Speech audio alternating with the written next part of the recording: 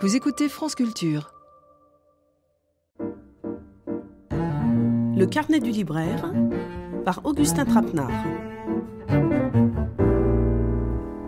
Caroline Diafaté de la librairie Le Festin Nu à Biarritz rue Jean Bart nous accompagne toute la semaine dans le carnet du libraire pour nous donner sa liste de lecture, ses merveilles, ses trésors, ses diamants littéraires. Salut Caroline.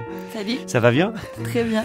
Hier, une correspondance, aujourd'hui, comme promis, une vraie curiosité. C'est le premier volume de l'intégrale d'une mythique revue de cinéma, Midi Minuit Fantastique, qui paraît aux éditions Rouge Profond sous la direction de Michel Caen, l'un de ses fondateurs, et de Nicolas Stanzik. Alors, Midi Minuit Fantastique n'a vécu qu'une petite dizaine d'années entre 62 et 71, et on en dévore ici les 8 premiers numéros. Je dis dévore parce qu'il est question de fantastique, d'érotique et de macabre, en pleine nouvelle vague, subversion et érudition. Alors, est-ce que c'est ça la clé pour être complètement culte, Caroline? Mais totalement. Il y a l'érudition des intervenants. Voilà, ils se sont attaqués au cinéma de genre, cinéma fantastique. Et donc, du coup, première revue européenne, de mèche avec la librairie du Terrain Vague. Oui, c'est ça, parce qu'il y a tout un contexte, en fait, pour cette revue. Il y avait un cinéma qui s'appelait Midi Minuit, c'est ça? Exactement. Midi pour ceux qui sont vivants et minuit pour les vampires qui vont manger les vivants. Donc, voilà, c'est un cinéma où il passait que les chefs-d'œuvre de la Hammer, le cinéma d'épouvante américain, du gothique italien, enfin voilà.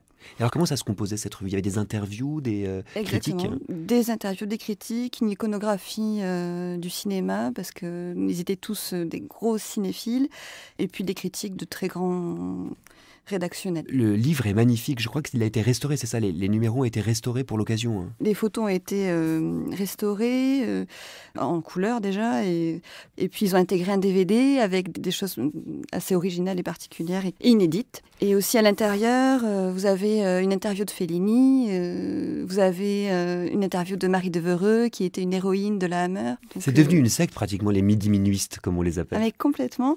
Et surtout, la revue n'était plus disponible du tout, à part dans certaines bibliothèques comme celle de la Fémis ou celle de François Truffaut.